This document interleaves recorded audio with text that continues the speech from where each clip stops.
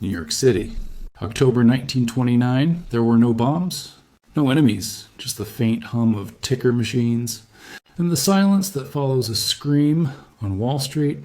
Men in dark suits crowded under the marble arches of the stock exchange, their hats tilted low, their eyes fixed on a board filled with numbers, falling faster than they could breathe. In a single week, $14 billion vanished. Fortunes, homes, dreams, gone in the blink of an eye. People sold everything they owned just to cover the loans they never understood. It wasn't just money that disappeared, it was faith. In progress, in prosperity, in the idea that the American dream was unstoppable. But history has a cruel sense of irony, because nearly a century later, in 2025, the same patterns begin to whisper again. Cheap credit, low interest rates, speculation dressed up as innovation. The world once believed the stock market could never fall. Today, people believe technology can never fail, and yet history doesn't need to repeat itself. It only needs to be forgotten. When memory fades, greed returns, smarter, faster, and hidden behind glowing screens. This isn't a story about the past, it's a warning for the present and the shadow it casts over the future. Because the Great Depression may not be gone, it may just be waiting for us to forget. After the First World War, America was reborn. Europe was in ruins, cities shattered, currencies collapsing.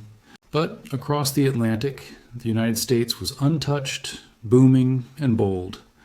The factories that once built weapons now built cars, radios, refrigerators. For the first time, ordinary Americans could afford what once belonged only to the elite. The 1920s were loud, bright and fast, jazz on every street corner, neon signs flickering in new cities, and money flowing like electricity. Credit was the new magic. You didn't need to save anymore.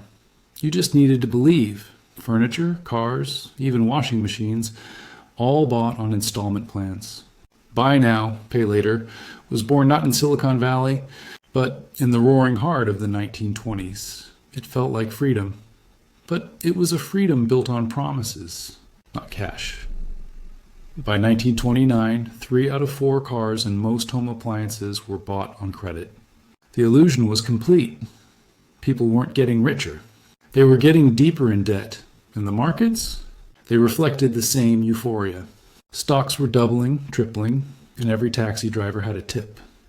The Dow Jones soared nearly 500% in 5 years. Newspapers called it a new era of prosperity. No one wanted to question it. Not the banks, not the politicians, not the public, because everyone was winning, or so it seemed. But beneath the surface, there were cracks. Productivity had peaked. Wages began to stagnate, and wealth was pooling at the top, the richest one. Percent owning nearly a quarter of all income. Economists would later call this the illusion of wealth. When growth is fueled by credit instead of productivity, it's not real. It's borrowed time.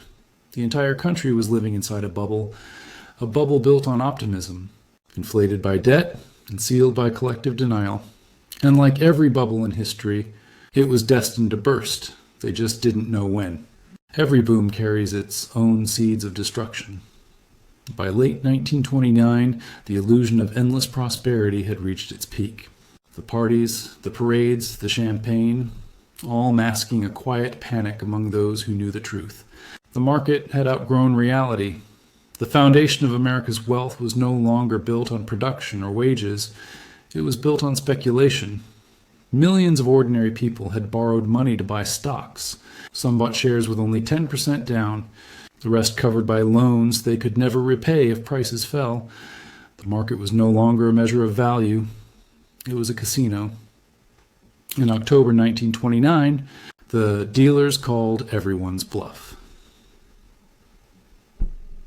On October 24th, Black Thursday, panic swept through Wall Street. Million shares traded hands in a single day. Prices plunged faster than brokers could shout the numbers. Men fainted on the trading floor. Some simply walked out and never returned.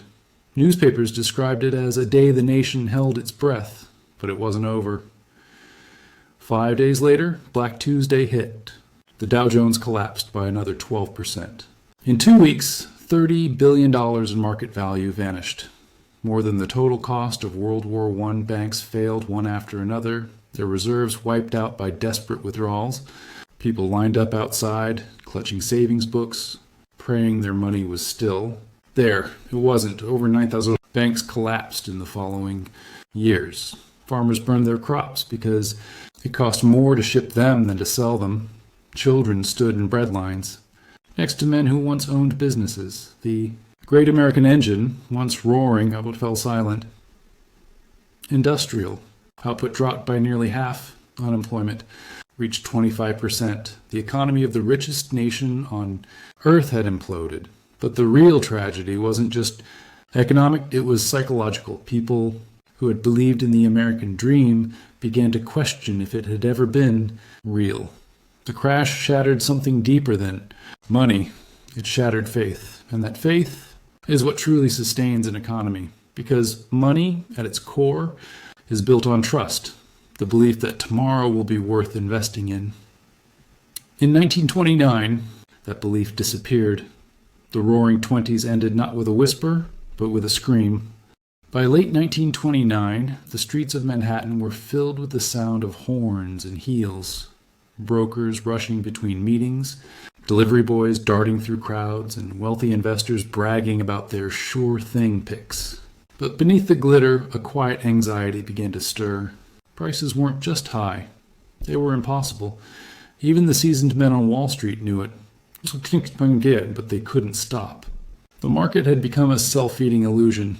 Everyone was buying because everyone else was buying. Then, on October 24th, 1929, that illusion cracked. It started small. A few institutional investors began selling their shares to lock in profits. Then whispers spread, "The market's turning." Within hours, those whispers turned into panic. By noon, the ticker tapes were running hours behind. Too many trades to record in real time. Crowds gathered outside the New York Stock Exchange, faces pale, clutching newspapers that were already outdated by the minute. They called it Black Thursday. In one single day, more than 12.9 million shares were traded, an unheard of number. The financial system trembled. Banks began to call in loans, forcing investors to sell even more stocks to cover their margins. It was a chain reaction of fear, and no one could stop it. 5 days later came Black Tuesday, October 29th. The market fell into freefall. By the closing bell, billions of dollars in wealth had vanished into thin air. People who were millionaires on Monday were broke by Friday. Factories slowed production. Businesses that once thrived on credit now faced empty ledgers. 1 in 4 Americans found themselves unemployed. Men who once wore suits to work now lined up for bread. Families lost their homes. Farmers watched their crops rot because prices had fallen below the cost of harvesting. The American dream, that shining symbol of progress, shattered overnight. The Depression wasn't just a financial crisis, it was a psychological one. People stopped believing in the system, in themselves, in the future. The nation that had built skyscrapers, cars, and dreams now faced something it didn't understand. Despair. The Federal Reserve, designed to prevent such collapses, stood paralyzed. In its fear of inflation, it did the opposite of what was needed. It tightened credit. Money became scarce. Businesses suffocated. The cycle of contraction deepened. It was as if the heart of the economy, credit, had stopped beating, and yet amidst this ruin, a strange truth emerged. The seeds of collapse had been planted long before the crash. They were buried in human psychology, in greed, overconfidence, and denial. Every bubble at its core is the same story told in different decades. We convince ourselves this time is different. We believe the old rules of risk no longer apply. We replace caution with faith. Faith in growth, in numbers that only move upward. In 1929, America learned the hard way that the market doesn't forgive delusion. In modern terms, the crash of 1929 was more than just a fall in stock prices. It was a collapse of liquidity. When everyone wants to sell, but no one wants to buy, the market ceases to function. It's like a crowded theater when someone yells fire. The exits are too small for everyone to get out. Margin debt, borrowing money to buy stocks, magnified the pain. Investors had borrowed up to 90% of their portfolio's value. When prices dropped even a little, margin calls forced mass liquidation. It's a reminder that leverage doesn't just multiply gains, it multiplies fear. By 1932, the Dow Jones had lost almost 90% of its value from the peak. The world's most powerful economy had been brought to its knees, not by war, but by optimism gone unchecked.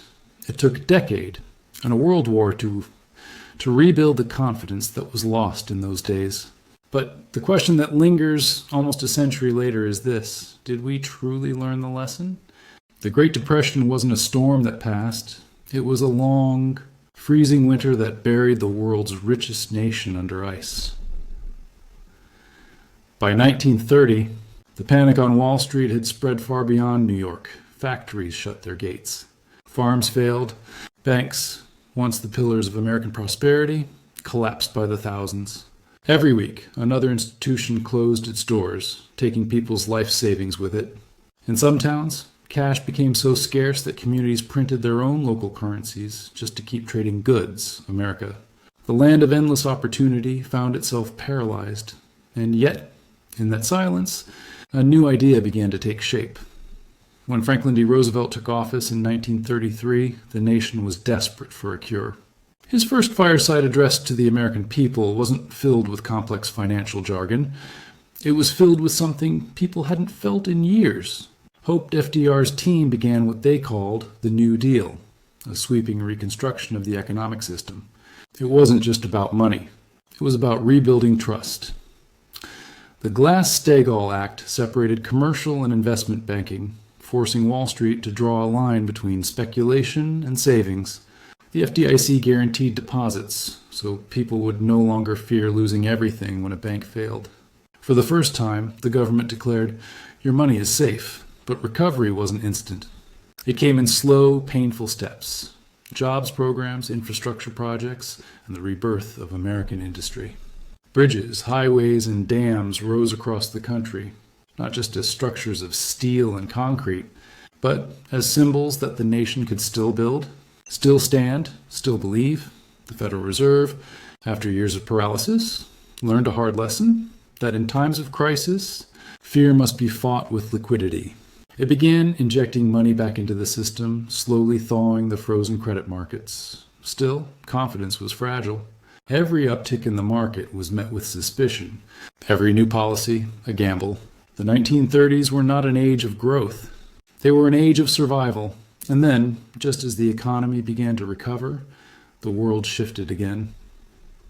Across the Atlantic, Europe was on fire. Germany rearmed. Britain prepared for war. America, though reluctant, began supplying weapons, food, and steel, and in doing so, stumbled upon the strange economic truth that war can do what peace cannot: restart production. By 1941, factories roared back to life. The same plants that once made cars now built tanks and planes. Millions found work again. It was not the market, nor policy alone, but global conflict that ended the Great Depression. When the war finally ended in 1945, America stood atop the world's ruins, richer, stronger, and wiser than before. It had learned something vital. An economy is not just numbers on a ticker or graphs in a report. It's faith, collective belief that tomorrow will be worth investing in. But like all lessons in history, this one came with an expiration date. The rules that protected people, the separation of banks, the cautious oversight, the discipline against speculation, would decades later be quietly dismantled. And as credit grew easy, and the lines blurred again between risk and reward, the ghosts of 1929 began to stir once more. The New Deal and post-Depression reforms created the foundation of modern finance. The Glass-Steagall Act kept banks honest for nearly 70 years. The FDIC restored public faith.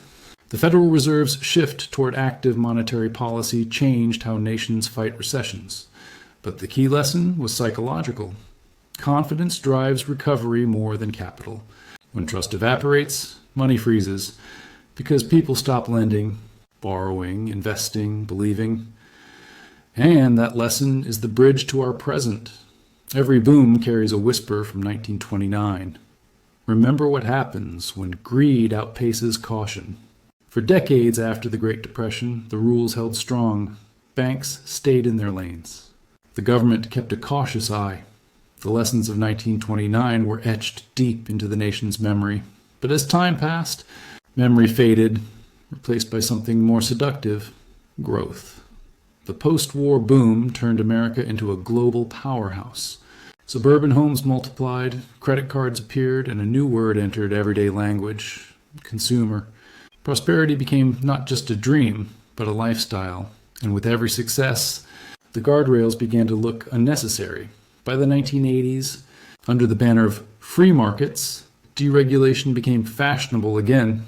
Politicians argued that innovation was being held back by red tape, that banks should be unleashed to compete globally. The spirit of the 1920s crept back, wearing a new suit. Financial markets evolved, or rather, mutated. Investment banks merged with commercial banks. Speculation returned, this time with computers, derivatives, and global capital flows. Leverage, the same, force that magnified 1929's. Pain became the engine of profit once more. Then came the age of credit, expansion. In the 1990s and early 2000s, cheap borrowing flooded the economy. Mortgages were handed out like candy. Risk was repackaged and sold as safe. The language changed. Collateralized debt obligations, credit default swaps. But the behavior was the same: borrow more, risk more, believe the bubble will never burst. The Glass-Steagall Act, the firewall that once kept speculation in check, was repealed in 1999. In a single legislative act, the line between Main Street and Wall Street disappeared. It was, in many ways, the undoing of the protections built after 1929, and history, ever patient, began to rehearse its favorite play. By 2008, the stage was set. When the housing market cracked, it revealed something far darker. Banks had built towers of profit on foundations of sand. Trillions in debt were tangled through financial products, so complex that even their creators couldn't explain them. When the first stones fell, Lehman Brothers, Bear Stearns, AIG, the illusion collapsed. The panic spread through screens instead of ticker tapes. The crowd outside the stock exchange was now digital, global, and just as terrified. Once again, the government stepped in, not to rebuild from ashes, but to prevent total implosion. Trillions were pumped into the system. The Federal Reserve slashed interest rates to near zero. Confidence, once again, had to be manufactured. And yet, something fundamental had changed. Unlike 1929, the recovery didn't rebuild discipline. It reinforced dependence. Dependence on credit, on cheap money, on the belief that no matter how big the risk, someone, somewhere, would always bail the system out. It was a victory of survival, but also a quiet surrender. The invisible line between caution and greed had been crossed again, not with chaos, but with comfort. The market rose to record highs. Wealth inequality widened. A new generation grew up believing that markets only go up. But history doesn't forget. It only waits. Every boom whispers the same warning. When risk becomes invisible, danger becomes inevitable. The 2008 financial crisis was not caused by a single failure. It was the culmination of a system that forgot its own history. Leverage. Banks borrowed 30 times their capital, amplifying even the smallest losses. Securitization. Risk was disguised under layers of financial engineering. Moral hazard. The belief that the government would always intervene eroded accountability. When central banks printed trillions to stabilize markets, they didn't just save the system, they redefined it. The New World Order of finance became one where debt was permanent and risk was socialized. And yet, beneath the surface, the same forces that drove 1929, speculation, excess liquidity, blind optimism, were quietly rebuilding momentum. The story wasn't over. It was merely paused. They say history doesn't repeat, but it rhymes. And if you listen closely, The rhyme is getting louder. In 2025, the United States stands at the edge of something familiar. An economy that looks strong on paper, but trembles beneath the surface. The stock market continues to rise, corporate profits break records, and political leaders point to numbers that suggest resilience. But behind the curtain, the same cracks that doomed the 1920s and shook the world in 2008 are widening again. Debt, leverage, speculation. They've returned, dressed in new clothes. This time, the danger isn't just in Wall Street boardrooms, it's in every pocket. From crypto to meme stocks, speculative behavior has gone mainstream. Retail traders, millions of them, bet their paychecks on volatile markets, believing they can outsmart the system. They call it democratization of finance. But the truth? It's the same game, with more players and less protection. Household debt has passed $18 trillion at a record high. Credit card delinquencies are rising. Buy now, pay later schemes have become survival tools, not luxuries. And for the first time in history, American consumers are carrying more personal debt than the country's entire GDP in the 1950s. At the same time, regional banks are struggling to stay afloat. Commercial real estate, once the safest corner of the financial system, is collapsing under high interest rates. Empty offices, symbols of post-pandemic change, now stand as silent monuments to over-leverage. And yet, stock buybacks continue to soar, corporate bonuses keep flowing, and the illusion of prosperity refuses to fade. It's the same euphoria that filled the Roaring '20s. A nation convinced that progress is permanent, that the system is too modern to fail. But markets are not made of optimism. They're made of confidence, and confidence is fragile. For the first time in decades, faith in money itself is being questioned. The dollar's dominance faces challenges from digital currencies, geopolitical shifts, and rising global debt. The Federal Reserve is trapped. Raise rates and break the system, lower them and reignite inflation. It's a no-win equation, written by decades of short-term thinking. And yet, through it all, one truth remains. Every empire falls the same way.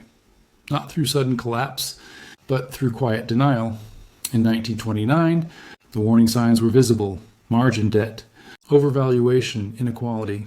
In 2008, they returned: subprime loans, derivatives, moral hazard. And now in 2025, we see them again: artificial liquidity, speculative, mania, and a middle class squeezed to the breaking point. The names have changed, the story hasn't. It's not the technology or the policies that define the era. It's the psychology. It's greed, disguised as confidence, fear disguised as growth, a belief that someone else will pay the price when the music stops. But history has a cruel sense of justice. It doesn't punish greed immediately. It lets it grow until it consumes everything around it. If you zoom out, the patterns are unmistakable. The 1920s ended with a crash. The 2000s ended with a crash. And now, as leverage climbs, productivity stagnates, and inequality peaks, we're writing the first chapters of a familiar story.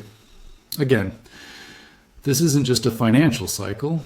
It's a cultural one, a society addicted to comfort, debt, and distraction. And when the reckoning comes, it won't just be numbers on a screen. It will be families, jobs, and futures erased in real time. But the most dangerous part?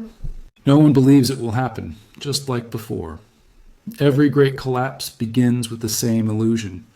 This time is different, but it never is. History's greatest crashes weren't caused by numbers. They were caused by behavior. 1929, greed outpaced.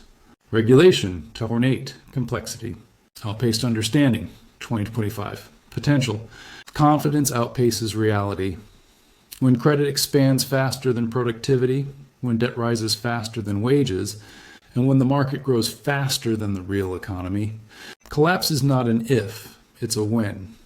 Economic bubbles don't burst because people make mistakes. They burst because people stop believing they can. The system, once again, is balancing on a knife's edge, and this time, It moves faster, at the speed of a click, a tweet, or a sell order. Every sign, every metric, every historical parallel points to the same quiet truth. The ghosts of 1929 are not gone. They've just gone digital. History doesn't repeat itself, but it whispers. And lately, the whispers are getting louder. Every generation believes they're smarter than the last. That this time is different. That we've learned from 1929, from 2008, from every chart and every crash. But if you listen closely, the rhythm of human greed, fear, and overconfidence hasn't changed at all. The U.S. economy once collapsed not because of a lack of money, but because of a lack of trust. And today, we're watching those same pillars, trust in currency, trust in leadership, trust in systems, slowly erode. We see debt climbing to record highs, markets addicted to liquidity, and generations chasing passive income without understanding the foundation beneath it.